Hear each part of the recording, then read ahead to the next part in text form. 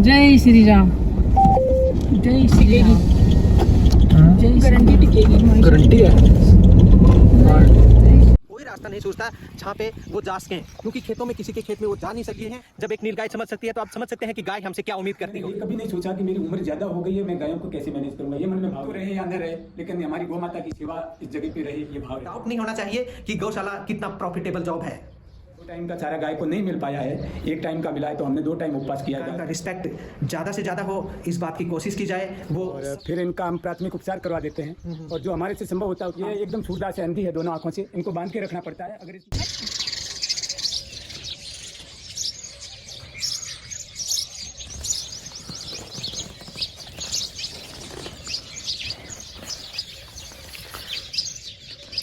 Good morning, सुप्रभात, स्वागत है आप सभी का। आज की सुबह की वेला में हम नारायण गौशाला में पधारे हुए हैं। हमने रात बासा इसी गौशाला में लिया है और मैं अकेला यहाँ नहीं हूँ, मेरे साथ में मेरे बच्चे भी हैं, जिसमें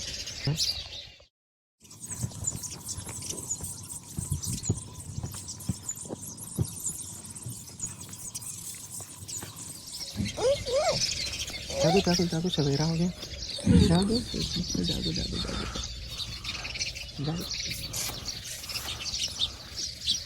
ये हमारी बेटी है, इसको जगाना ही पड़ता है, हमें अपने आप से नहीं जग पाती है।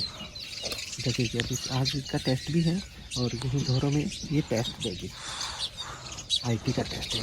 चलो शाबाश, देखो जग गई है।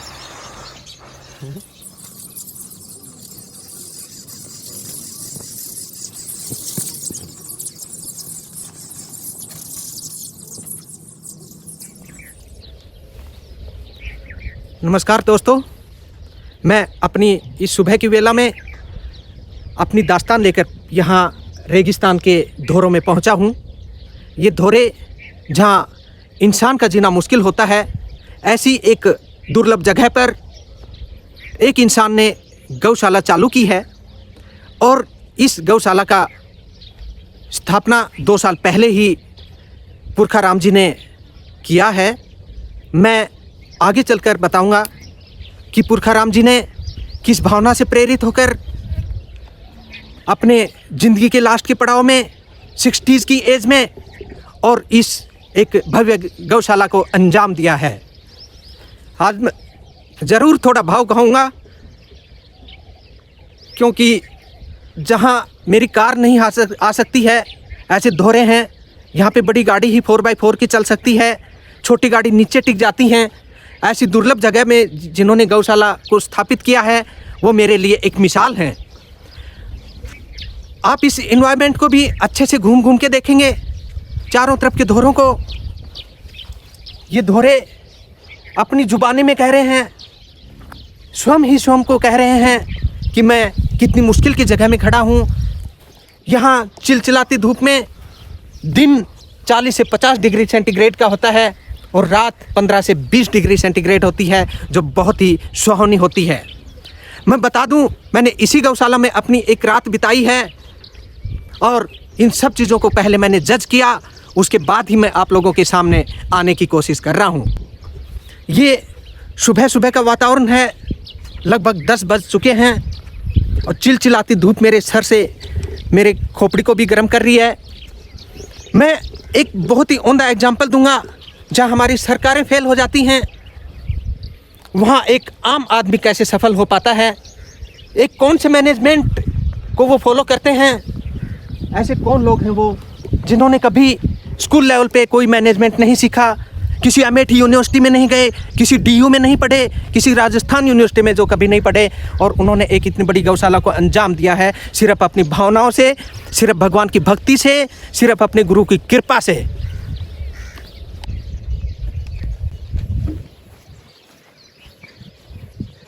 हरे कृष्णा, जय गौ माता, जय गोपाला। श्री नारायण गौशाला में हम प्रवेश कर चुके हैं। अभी हम गौशाला की परिक्रमा करेंगे। आइए। किसी भी गौशाला को डेवलप करने के लिए उसका एक प्रॉपर मैनेजमेंट चाहिए। उस मैनेजमेंट में गाड़ियों का ज़ख़ीरा होना भी बहुत ज़रूरी है। जिसमें एम्बुलेंस, ट्रैक्टर्स, पिकअप्स ये अहम रोल में आते हैं। तो इसी प्रकरण में यहाँ पे गौशाला ने 2 ट्रैक्टर परचेज किए हुए हैं, एक पिकअप खरीदी हुई है और एक एम्बुलेंस। इस एम्बुलेंस में एक विशेष मॉडिफिकेशन आपको देखने को मिलेगा कि पूरा ये जो डाला है ये नीचे पहले इस एंगल के थ्रू नीचे आता है, फिर ये फ्लैट होता है, इस पे गाय को रखा जाता है, बीमार गाय को, और फिर इस चैन सिस्टम से लिफ्ट सिस्टम से इसको लिफ्ट किया जाता है मैनुअली और गाय को अंदर रखा जाता है कंफर्टेबली। जैसे कि इस में मिट्टी रखी हुई है, ये सॉफ्ट होती है और गाय को गौशाला में लेके आया जाता है। यहाँ प्राथमिक उपचार के बाद गायों को भेजा जाता है सांचौर गौशाला में। यहाँ अब वीक में 2 या 3 बार वेटरनरी डॉक्टर्स भी विजिट करते हैं, सरकारी डॉक्टर्स, लेकिन उनकी वेटरनरी गवर्नमेंट हॉस्पिटल्स 24/7 वर्क नहीं करती हैं, जिसकी वजह से मजबूरन गायों को गौशाला में ही लेके आना होता है। क्योंकि मुझे नहीं समझ आता कि वेटरनरी हॉस्पिटल्स 24/7 क्यों नहीं वर्क कर पाती हैं। इंसानों की इमरजेंसी के लिए इतने सारे हॉस्पिटल्स हैं, ऐसे ही हमारे पशुओं के लिए, गायों के लिए भी 24/7 हॉस्पिटल्स ऑपरेट होने चाहिए। ये हमारी ही कमियां हैं, हमारी गवर्नमेंट की लैकिंग्स हैं, जहां उनका ये थॉट अभी। पूरी गौशाला एक उबड़ खाबड़ जगह पे बनी हुई है, जहाँ धोरे ही धोरे हैं। लैंडस्केप में पीछे कुछ हरियाली भी है, लेकिन धोरे कम नहीं हैं। पानी की बहुत किल्लत है यहाँ पे, फिर भी यहाँ एक बड़ी लंबी लाइन डाल के गौशाला में पानी पहुँचाया गया है। यहाँ पे 3 डिफरेंट जगह पे ट्यूबवेल्स बनाए हुए हैं और ट्यूबवेल्स में कनेक्शन लिया हुआ है। पानी की शॉर्टेज है, लेकिन फिर भी इनके पानी पीने के लायक यहाँ पानी को ज़मीन से पैदा किया हुआ है। ये गौशाला है, सभी लोग जानते हैं कि जब तक गाय दूध देती है अपने घर में रखते हैं, और उसके बाद जैसे वो दूध दोहना बंद कर देती है, कुछ अच्छे और सच्चे इंसान, वो प्रेमी, उसको मरते दम तक अपने घर में रखते हैं, अपने घर के अपने परिवार की तरह उसको पालते पोसते हैं, उनकी सेवा शुश्रूषा में के लिए काम करते हैं।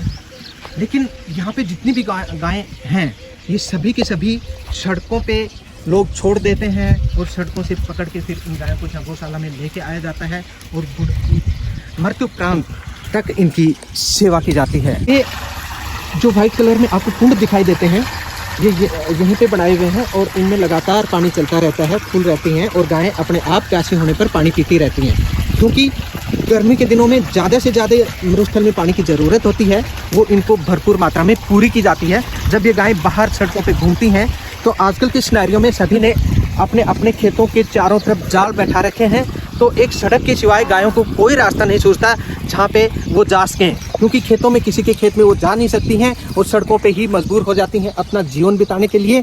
तो इन गौशालाओं का डेवलपमेंट करना एक साधक लोग बहुत ही इम्पोर्टेंट अहम रोल अदा करते हैं। जो गौ प्रेमी होते हैं उनको एक जुनून होता है, एक जज्बा होता है उनके दिल में, एक अरमान होता है, जिसकी वजह से वो इस काम को चैलेंज देते हैं और एक बेटर मैनेजमेंट से इन गायों को मरते दम तक सेवा देते हैं। अभी कोई समझेगा कि गौशालाएं क्यों बनाई जाती हैं, क्योंकि हर आदमी को ढेर सारा दूध चाहिए, खाने पीने के लिए चाहिए, गाय के प्रोडक्ट्स तो सबको चाहिए, लेकिन गौ सेवा कोई नहीं करना चाहता। ऐसे में कुछ विरले ही लोग हैं जो इस काम को अंजाम देते हैं। और कुछ गायें देखो हमारी तरफ दौड़ी हुई आ रही हैं, इन्हें लगता है कि यहाँ हमें कुछ खाने के लिए मिलेगा, लेकिन हम भी थोड़े अभागे हैं कि इनके लिए गुड़ पट्टी वगैरह भी नहीं लेके आए, लेकिन फिर भी ये आस में हैं।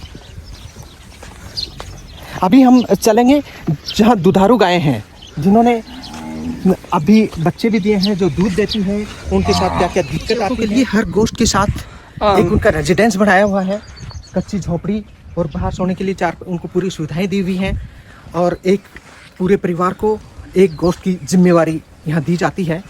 ये सारी की सारी गायें दूध देने वाली हैं, लेकिन इनके साथ भी अपनी अपनी कहानियाँ हैं। सभी गायें, कुछ लोग होते हैं जो गायों से बहुत ज़्यादा आउटपुट लेना चाहते हैं शॉर्ट टाइम में, तो इन्हें केमिकल्स खिलाते हैं, इनसे आउटपुट लेते हैं, पूरा अपना बिजनेस सेटअप करते हैं, पैसे कमाते हैं। लेकिन उसकी वजह से जब इनका दूध कम हो जाता है या इनके थनों में कुछ कमी आ जाती है। कुछ गायें ऐसी हैं जो जिसके 2 ही थन काम करते हैं, जो 2 थनों से ही दूध दो पाते हैं, 2 बंद हो चुके होते हैं। वो सब कंपोस्ट और केमिकल्स का कमाल है, और जिसकी वजह से ये टाइमली गर्भाधान भी नहीं ले पाती हैं। और अभी मैंने दुधारू गायों की दिक्कतें बताई कि गायों को ज़्यादा कंपोस्ट और केमिकल्स खिलाने के चक्कर में इनका 1 थन बंद हो जाता है, किसी के 2 थन बंद हो जाते हैं, किसी के 4 थन बंद हो जाते हैं, और एक टिपिकल पोजीशन में एक गाय पहुंच जाती है। यहाँ गौ सेवकों की लगभग जो संख्या है वो 20 के आसपास है।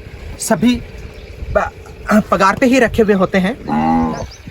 अभी हम उन छोटे छोटे बछड़ों की तरफ जाएंगे जिन्होंने या तो कल रात में ही जन्म लिया है या जो 1 या 2 महीने के हो चुके हैं, उनसे भी बातें करेंगे। वो क्या बताते हैं हमें। अब ये एक बहुत ही छोटा बच्चा जो कल रात में ही जिनका जन्म हुआ है, अब वो मेरी गोदी में है। ये इतना छोटा बच्चा, ये देखिए, ये छोटा बच्चा है। जब मैंने इसे बात की तो इन्होंने बताया कि कल रात में ही मैं पैदा हुआ हूँ, और 6 महीने तक इनको 2 थन का दूध पिलाएंगे। इसके बाद ये अच्छे से तंदुरुस्त हो जाएंगे, अपने आप से भाग दौड़ कर लेंगे।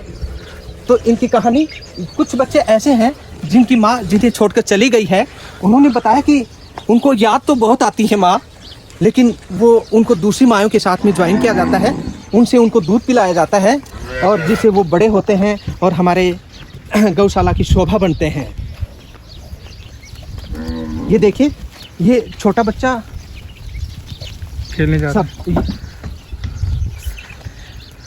मीन्स अलग अलग बाड़ों में अलग अलग व्यवस्था है। इन छोटे बच्चों की माएँ जब बाहर चारा चरने के लिए, घूमने फिरने के लिए निकलती हैं, तो ये छोटे बच्चे यहीं एकांत में रहते हैं। इनको पूरा आइडिया रहता है कि मेरी माँ शाम को 5 बजे आएगी, 12 बजे आएगी, मुझे दूध पिलाएगी। लेकिन ये छोटे बच्चे हैं, इनकी माएँ बार बार इनके पास में इधर ही चक्कर लगाती रहती हैं इनको दूध पिलाने के लिए।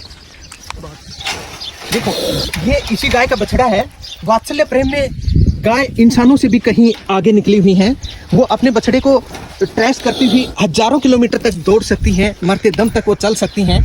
उनको अपने बच्चों से इतना प्रेम होता है, और उनके लिए उनमें एक ऐसी भावना होती है जिससे वो अपने जब ग्वाले दूध निकालते हैं तो अपने दूध को अंदर रिजर्व कर लेती हैं और बाद में अपने बछड़े को पिलाती हैं। तो ये बहुत ही उम्दा बात है। वात्सल्य प्रेम की मैंने ये बात बताई जो इंसानों से भी बढ़ के गाय में होती है, और वो अभी आपने साक्षात देखा है। जैसे ही बच्चे को इस बाड़े में घुसाया है, गाय पूरे जोश से चारों तरफ इसी बाड़े पे घूम रही है अपने बच्चे को कि जल्दी से इसको निकालो, मैं इसके पास में ही रहना चाहती हूँ। अभी ये गाय है जो कल आई है और रात में ही इसने बच्चा दिया है, और इनके बच्चे को अंदर रखा हुआ है। लेकिन इनका जो थन है, मेन थन के बारे में बता रहा हूँ कि इसके 3 थन ब्लॉक हैं। कोलेस्ट्रॉल ज़्यादा हो गया है और एक ही थन काम कर रहा है जिससे दूध आता है। 3 बाकी ब्लॉक हैं। ये सारी मेहरबानी है हमारे केमिकल्स की और कंपोस्ट की। और ये गायें अभी मॉर्निंग ब्रेकफास्ट कर रही हैं। पीछे पूरे के पूरे टिल्ले बने हुए हैं जहाँ पे इंसान का जीना मुश्किल है। ऐसी कठिन वातावरण में इन गायों को रखा हुआ है और इनकी बहुत ही औंदा सेवा हो रही है। और एक अजूबा, यहाँ पे सिर्फ गायें ही नहीं, हमारी नीलगाय भी हम सेवा देते हैं। ये नीलगाय जो आज इस गौशाला का एक अभिन्न अंग बन गई है, इसको इंसानों से कोई भय नहीं है। ये इंसानों की आज सबसे बड़ी दोस्त बन गई है। इन्होंने ये प्रूव किया है कि हम ये गायों के बीच में गायों के जैसी रहने लगी है। हमें बहुत ही अच्छा लगता है जब हम नीलगाय को टच करते हैं। देखें, मैंने पहली बार एक किसी नीलगाय को देखा है जिसके साथ मैं बातें कर रहा हूँ। जिस अपनी लाइफ में हमारे गांव में, हमारे खेतों में बहुत सारी नीलगाय रहती हैं जंगल में, लेकिन वो बेचारी 1 किलोमीटर दूर से इंसान को देख के भागने लगती हैं। लेकिन इस नीलगाय को देख के मुझे पहली बार रेगिस्तान के धोरों में मुझे एक नीलगाय ऐसी लगी जो गायों के बीच में रहती है। और ऐसी एक ही नहीं है, इसको हमारी देसी भाषा में हम रोज बोलते हैं, है ना। और अगर ये छलांग लगाए तो ऐसी फेंसिंग को, तो इससे ट्रिपल फेंसिंग को क्रॉस कर सकती है। लेकिन कभी नहीं इसने समझा इंसानों से। इसीलिए जब एक नीलगाय समझ सकती है तो आप समझ सकते हैं कि गाय हमसे क्या उम्मीद करती होगी।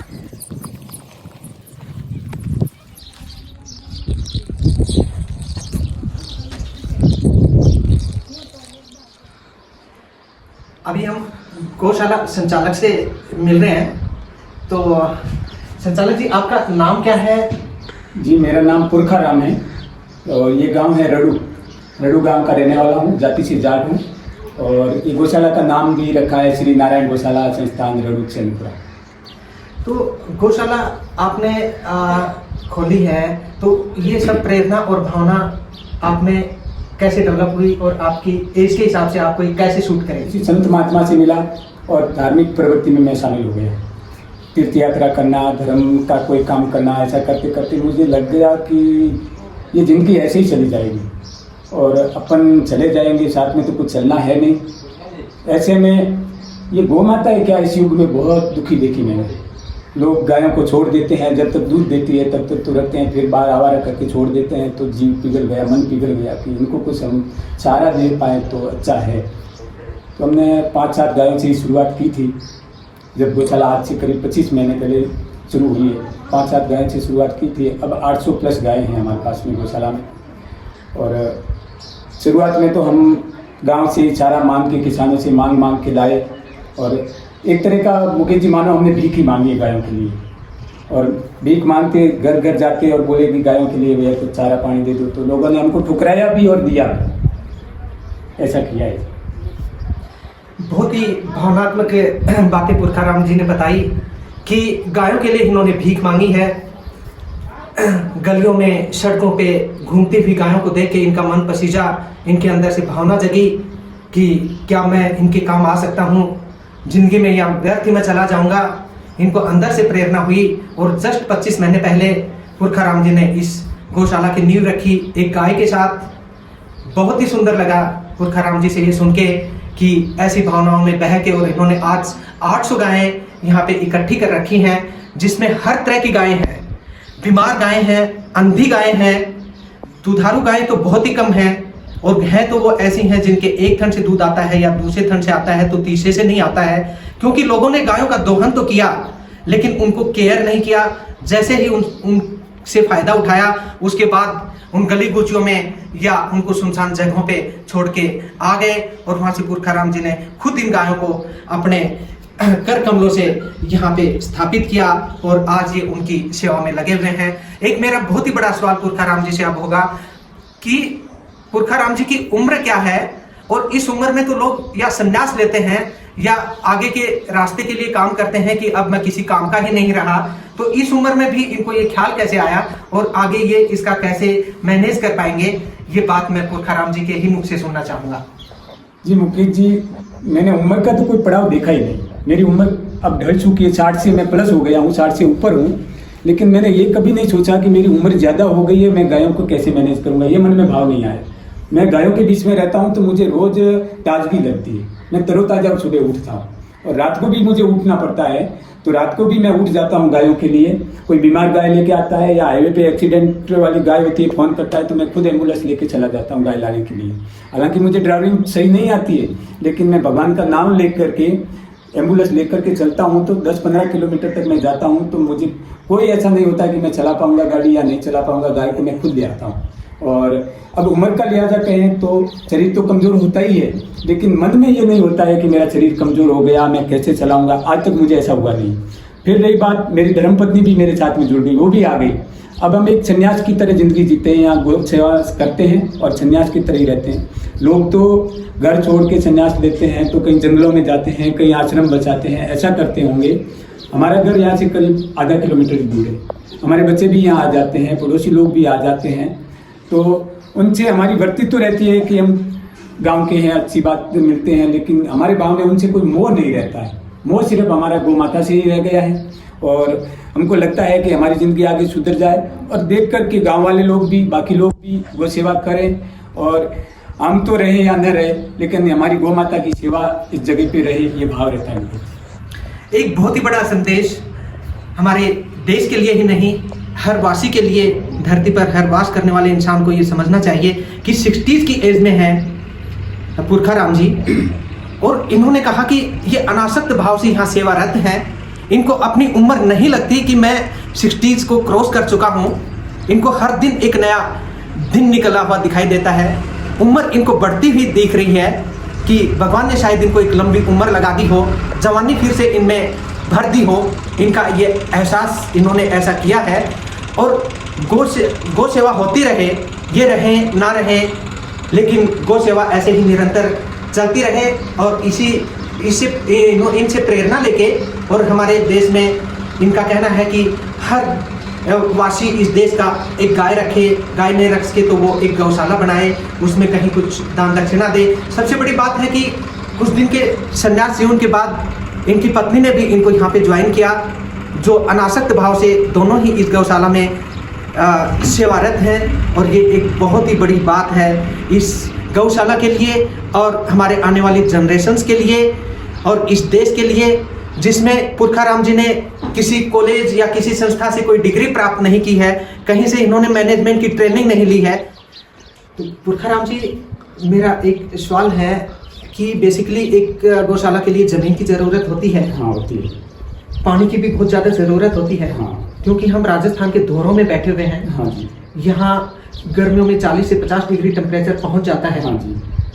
तो उसके बारे में हमें बताओ कि कैसे मैनेज किया आपने ज़मीन का, पानी का। ये ज़मीन का आप पूछते हैं तो ये जो ज़मीन है ना, ये आज से 6-7 साल पहले हमने खरीदी थी। और वो खरीदी थी हमारे एक बच्चे को यहाँ पर घर बनवाने के लिए। हमारा उस समय कोई भाव नहीं था कि यहाँ गौशाला बनवाएंगे। हमने मोल खरीदी थी, फिर भाव आ गया तो खरीदी हुई ज़मीन हमने सोचा कि हमारी बापूती ज़मीन तो है ही, अगर हमारे पास पैसे नहीं होते, हम ज़मीन नहीं खरीद पाते तो उसी में चलाना था। तो हमने ये ज़मीन गायों को दे दी, हमने रजिस्ट्री गायों के नाम करवा दी और ये 10.5 बीघा ज़मीन है खरीदी हुई, तो ये गायों को दे दी। अब रही बात पानी की, पानी का तो हमने पहले से इसमें बोरिंग करवा रखा था, कुआं बनवाया था खेती के लिए, वो गायों को दे दिया। एक बोरिंग और बनवा लिया, पानी उसमें कम पड़ने लगा तो एक बोरिंग और भी बनवा लिया गायों के लिए। तो पानी की व्यवस्था हो जाती है। 3 फेज और सिंगल फेज कनेक्शन हमने ले रखे हैं इसमें लाइट के, तो पानी की व्यवस्था अब हो रही है ज़मीन के अंदर से ही कुआं और बोरिंग है। तो इतनी गायों की सेवा आप अकेले तो नहीं कर पाते हैं। हाँ जी। तो इसके लिए आपने कैसे मैनेज किया और प्रतिदिन आपका क्या खर्च होता होगा इन गायों के पीछे? देखो, इनके पीछे हमारा खर्च प्रतिदिन का हमने आइडिया निकाला है 55 से 65 हज़ार का खर्चा हो जाता है। तो ये ज़्यादा खर्चा किस में होता है कि जो एक्सीडेंट वाली गाय है ना, उनमें ज़्यादा खर्चा दवाई का लग जाता है, एम्बुलेंस का लग जाता है, वो खर्चा थोड़ा बढ़ जाता है। और सारे का वो सब मजदूरी का मिला के सेवा तो फ्री में सेवा तो कोई करता नहीं है, सबके परिवार होते हैं, घर होते हैं, बच्चे होते हैं, तो मजदूर लगाए हुए हैं, सब मजदूरी से यानी वेतन से है, फ्री में तो कोई रहता ही नहीं है। मैं और मेरी धर्मपत्नी है सेवा में है, बाकी सब मजदूरी से। कुछ भ्रमित लोग हैं जिनकी नॉलेज में ऐसा होता है कि गौशाला किसी ने खोली है तो इन्होंने अपने प्रॉफिट के लिए खोली है, तो हाँ, उनके बारे में आप क्या कहना चाहेंगे? हाँ, ऐसा भी लोग कहते हैं, हमको भी कहते हैं, हमारे मुंह पे कह के जाते हैं। गौशाला में कोई कितनी भी बड़ी गौशाला है ना, तो गौशाला के ऊपर हमेशा कर्जा ही रहता है किसी के पास में। मेरा मानना, जहाँ तक मेरी समझ है, अकल है, मैं मानता हूँ गौशाला के पास में बचत में कुछ नहीं होता है। अब हमको तो सरकार से अनुदान भी नहीं मिला है, 2 साल अब हुए हैं तो हमको अनुदान मिलेगा, लेकिन जिनको अनुदान मिलता है उनके पास में भी प्रॉफिट नहीं है, वो भी उधारा लेकर के चलाते हैं, किसी सेठ से, साहूकार से या कैसे भी ब्याज से लेते हैं और वो चलाते हैं। हम तो कर्जा ले लेके चलाते हैं, क्योंकि अभी हमको तो अनुदान भी नहीं मिला है। हम सेठ से, बड़े उद्योगपति है, व्यापारी है, किसान है, जो जितना देते हैं उनसे उधारा ला करके, कर्जा करके गौशाला में व्यवस्था करते हैं। और तीसरी बात, हम भीख भी मांगते हैं गायों के लिए। और एक बड़ा सवाल, यहाँ बाड़मेर डिस्ट्रिक्ट में तो चारे की बड़ी किल्लत है। हाँ जी। तो उसको आप किस तरह से देखते हैं? चारा तो यहाँ कमी होता है, हम गुजरात से हरा चारा मंगवाते हैं, डीसा साइड में मिलता है, फिर हरियाणा गुड़गांव से सूखा चारा आता है, गंगानगर से आता है, तो वहाँ से हम खरीदते हैं दलाल के थ्रू आते। तो पुरखाराम जी से हमारा इतना अच्छा इंट्रोडक्शन रहा, इसके लिए हम पुरखाराम जी को बहुत बहुत धन्यवाद देते हैं। जय कृष्णा, जय गौ माता, जय गौ माता, जय गोपाला। एक बात मैं संदेश देना चाहता हूँ, जो भी ये वॉइस सुने उनको मैं ये कहना चाहूँगा कि कोई भी अपनी गाय माता को सड़कों पे या आवारा जंगल में नहीं छोड़े तो अच्छी बात है। गाय में भी जीव हमारी तरह भी होता है, और वो जब छोड़ देते हैं तो उनको पता नहीं है कि हम पानी कहाँ पिएगी, चारा कहाँ खाएंगे, उनको पता नहीं होता है, और वो बेचारी किसी के खेत में खाने के लिए घुस जाती है, तो लोग उनको मारते हैं, ये झटका मशीन से करंट देते हैं, उनको बहुत बुरी दशा करते हैं। तो मेरे ये प्रार्थना रहेगी कि अगर किसी से गाय नहीं संभलती है तो वो नज़दीक की गौशाला में उनका कुछ चारा पानी दे करके जमा करवाए, लेकिन उनको बाहर नहीं छोड़े तो बड़ी मेहरबानी रहेगी। मैं उनसे ये निवेदन करता हूँ।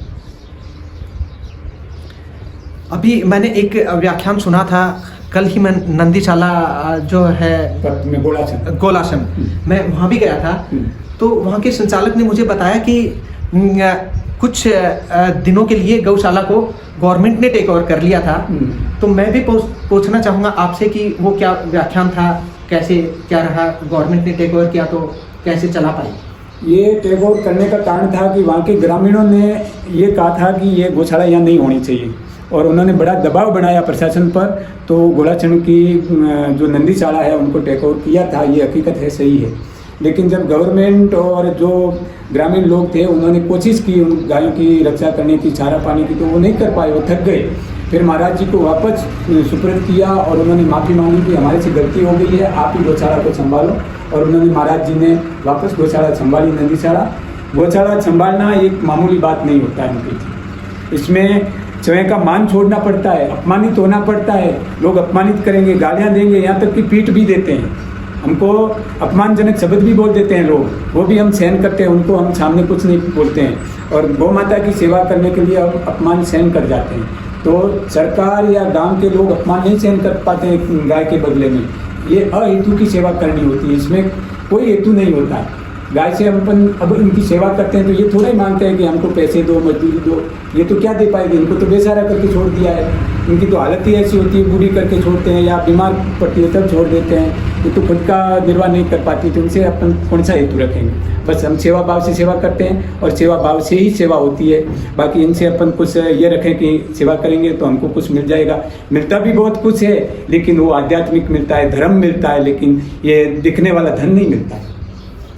तो पुरखाराम जी ने बहुत ही उम्दा बात बताई है कि गोलासन नंदीशाला को राजस्थान सरकार ने टेक ओवर किया था ये सोच के कि महाराजा क्या नाम था उनका, महाराज दत्त शरणानंद जी, जिन्होंने उस नंदीशाला की स्थापना की थी।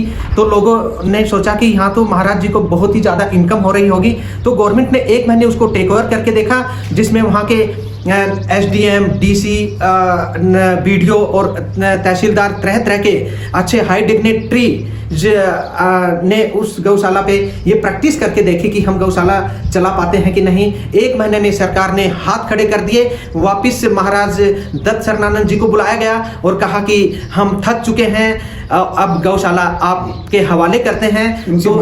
उनसे माफ़ी मांगी और दत्त शरणानंद जी महाराज ने देखा कि बहुत सारी गायों को कई दिनों से जैसे चारा ना मिला हो, पानी ना मिला हो, भूखमरी सी आ गई थी, ऐसी अवस्था हमारी सरकार खुद देख चुकी है। तो अब हमें और किसी को डाउट नहीं होना चाहिए कि गौशाला कितना प्रॉफिटेबल जॉब है। पुरखाराम जी, हमने देखा कि बहुत सारी गायें बूढ़ी हैं, कुछ बीमार गायें भी हैं। जब वो स्वर्ग सिधार जाती हैं तो उनका अंतिम संस्कार आप कैसे करते हैं और किस तरह की प्रॉब्लम्स फेस करते हैं? जी, ये तो होता ही है, उम्र तो सबकी होती है, पूरी हो जाती है उम्र। तो शुरुआत से ही बताता हूँ। जब हमने 25 महीने पहले गौशाला शुरू की थी तो एक बछड़ा मर गया था।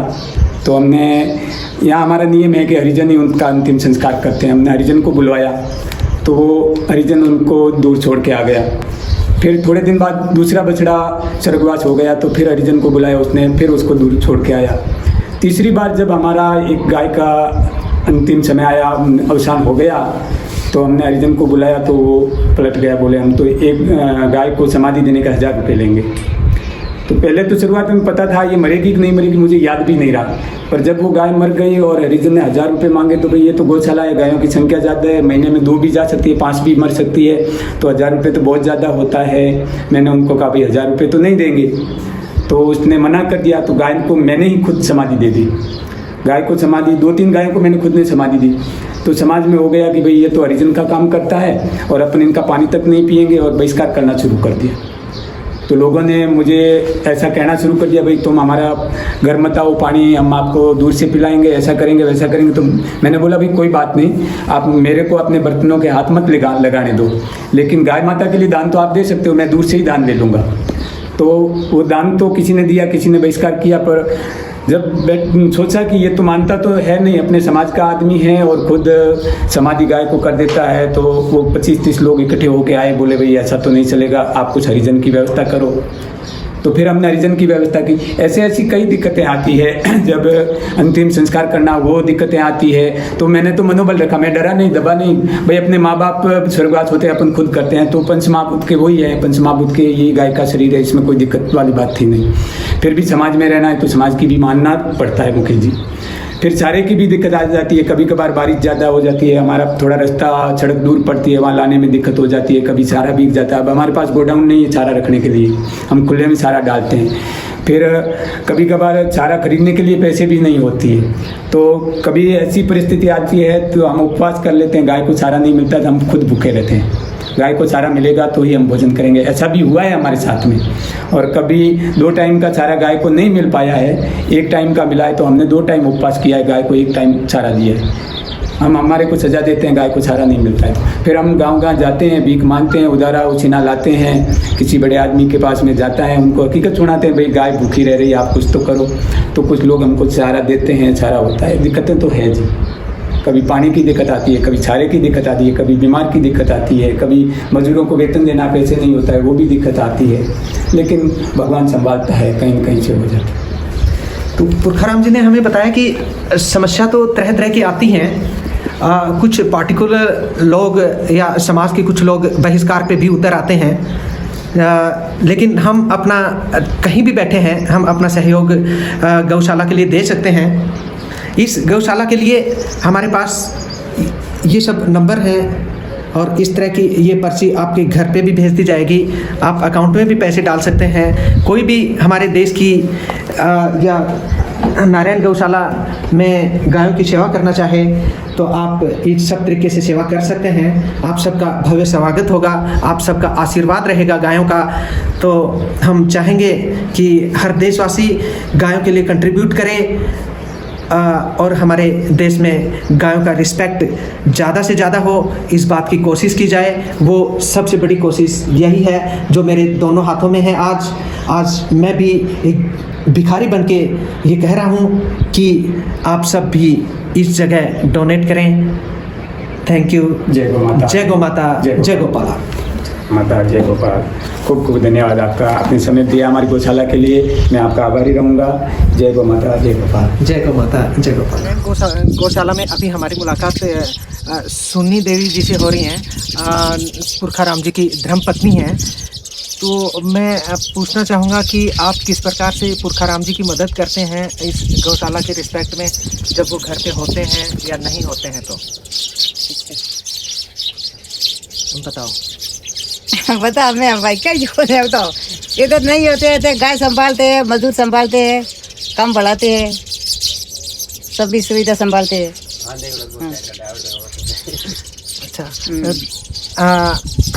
मैडम कह रही हैं कि जब पुरखाराम जी यहाँ नहीं होते तो वो सारा काम ये संभाल लेती हैं, मजदूरों को संभालती हैं, गौ सेवकों को कमांड करती हैं, उनको काम पे डिटेल करती हैं, और मोस्टली टाइम तो वो फील्ड में रहते हैं, इसलिए बाकी का काम ये खुद ही यहाँ पे देखती हैं। खड़ी हो पलटाने में। पुरखाराम जी, ये जो बीमार गायों का वार्ड है, हाँ जी, ये गायें कैसे कैसे यहाँ तक पहुँचती हैं? और दूसरा क्वेश्चन ये है कि ये गायें फिर वेटरनरी हॉस्पिटल में क्यों नहीं डायरेक्टली किसान या इनके मालिक लेके जाते, जो यहाँ गौशाला में ही लेके आते हैं इनको? हाँ जी, ऐसा है ना, ये बीमार गाय होती है ज़्यादातर तो इसमें एक्सीडेंट वाली है। अच्छा। और एक्सीडेंट वाली गाय कोई फ़ोन कर देता है, रोड पे अज्ञात आदमी फ़ोन करता है कि भाई यहाँ एक्सीडेंट हुई गाय बैठी है, आप कुछ सेवा करो, तो हम उनको यहाँ लाते हैं। हाँ। और फिर इनका हम प्राथमिक उपचार करवा देते हैं, और जो हमारे से संभव होता है उतना हम करते हैं। अच्छा। और अगर वो हमारे से नहीं हो पाता है तो हम इनको पथमेड़ा रेस्क्यू करते हैं, नागौर रेस्क्यू करते हैं, घोड़ासन रेस्क्यू करते हैं। अच्छा। और इसके साथ साथ हमारे यहाँ पर हिरण है और रोज है, नीलगाय वगैरह वगैरह वन्य प्राणी भी आते हैं, उनका भी हम प्राथमिक उपचार करते हैं, और उनको भी हमारे से इलाज होने के बाद में हम फिर उनको वन्य जीव प्राणी का जो बना होता है संग्रहालय, वहाँ रेस्क्यू कर देते हैं। अच्छा, जो वेटरनरी हॉस्पिटल है वो आपसे यहाँ कितनी दूरी पे है, और वो सब ये काम करने में सक्षम से नहीं मुझे दिखाई दे रहे हैं, तो थोड़ा वो बताएंगे? हाँ, ये एक तो ज़्यादातर तो पथमेड़ा में ही है गायों का, तो हाँ। और यहाँ पास में जैसे ये पास में 20-25 किलोमीटर पे है, हाँ। तो सरकार इसमें थोड़ी शीतलता बरतती है, नहीं कर पाती है, या लोग उनको कहते भी नहीं होंगे या उनकी शीतलता है क्या पता, वो मुझे पता नहीं, लेकिन ज़्यादातर यहाँ आते हैं, दूसरी गौशाला में भी न जा करके यहीं लाते हैं। तो पुरखाराम जी ने थोड़ा ब्रीफ दिया, मैंने क्वेश्चन किया था कि वेटरनरी हॉस्पिटल्स क्या काबिल हैं ये सब हैंडल करने के लिए, तो इन्होंने बताया कि वेटरनरी हॉस्पिटल्स सफिशिएंट नहीं हैं और 24/7 वो ऑपरेट नहीं करती हैं, डॉक्टरों की भी उनके पास में कमी होती है और वो किसी भी इमरजेंसी को डील नहीं करते हैं। और ऑपरेशन वगैरह के लिए अगर इनको कोई लेके जानी होती है तो यहाँ से छाछोर पथमेड़ा गौशाला में ही शिफ्ट करनी होती है, जो यहाँ से लगभग 60 किलोमीटर की दूरी पे है। और इस सब चीज़ों का खर्चा भी पुरखाराम जी खुद ही अपने एम्बुलेंस गाड़ी में लेके जाते हैं, जो एम्बुलेंस वहाँ पे खड़ी हुई है। ये एम्बुलेंस से वहाँ ये बीमार गायें शिफ्ट होती हैं फिर। हाँ, तो पुरखाराम जी किस तरह की गायें किन रोगों से पीड़ित या एक्सीडेंट वगैरह इस टाइप का बताओ, कैसे कैसे गायें आ गई? ये देखो, ये गाड़ी की लगी टक्कर लगी हुई गाय है, ये इनका पैर भी टूट गया है, पसली भी टूट चुकी है, ये बैठ नहीं सकती है, इसको ऐसा सुला ही रखना पड़ता है। तो ये करीब करीब अब कुछ ठीक हुई है, स्वस्थ हुई है, इसको हम अब पथमेड़ा रेस्क्यू करेंगे, क्योंकि हमारे से ये ठीक होगी नहीं, ऐसा हमको लगता है, इसको पथमेड़ा भेज देंगे। बाकी की ये जो स्वस्थ हो रही है न गाय, इनको स्वस्थ होने में जब टाइम लगेगा, स्वस्थ हो जाएगी तो हम इस बाड़े से दूसरे बाड़े में इसको भेजेंगे। ये देखो, ये एकदम सूरदास है, अंधी है दोनों आँखों से, इनको बांध के रखना पड़ता है, अगर इसको खोल दे तो ये गोल गोल चक्कर काटती है, इनको दिखाई नहीं देता है, बिल्कुल अंधी है। और भी इस बाड़े में ये देखो, ये नंदी है, वो बैठे हैं 4-5, ये भी एकदम अंधे हैं, इनको दिखाई नहीं देता है, तो इनको बांध के रखना पड़ता है। और इनको चारा पानी यहीं मिल जाता है, इसमें छोटा सा वार्ड बनाया है। इनको आप हाथ हिला के देखो, इनकी आँख झपकी नहीं लेगी, क्योंकि इनको दिखता ही नहीं है। जब इनको टच करोगे तो महसूस होगा कि मुझे कोई देख रहा है या हाथ लगा रहा है, बाकी एकदम अंधे है, सूरदास है। हाँ, ये आँख नहीं झपकी करेंगे क्योंकि इनको दिखता नहीं है, हवा लगती है हाथ की तब ये महसूस करते हैं कि कोई कुछ कर रहा है। तो पुरखाराम जी ने हमें बहुत ही डिटेल में अपनी गौशाला के बारे में समझाया। अभी हम यहाँ से विदाई लेने वाले हैं, तो पुरखाराम जी को हमारा बहुत बहुत धन्यवाद हमारे साथ इंट्रोड्यूस करने के लिए। आपको भी खूब खूब बधाई, धन्यवाद, आपने अपना अमूल्य समय देकर गौशाला पधारे और इतनी बड़ी बात की, बहुत बहुत धन्यवाद फिर से आपको पधारना। जय गौ माता, जय गोपाल। जय गौ माता, जय गोपाल। पुरखाराम जी बहुत बहुत धन्यवाद। प्रिय दर्शकों, प्रस्थान करते हुए हमारी गाड़ी यहाँ रेत में धंस जाती है और इसको निकालने के लिए गौ सेवकों ने ट्रैक्टर का इस्तेमाल किया, तो आप समझ सकते हैं कि कितनी मुश्किल से हम ये वीडियो आप तक पहुँचा रहे हैं। तो आप हमारी वीडियो को लाइक, शेयर और सब्सक्राइब करना नहीं भूलना। Thank you.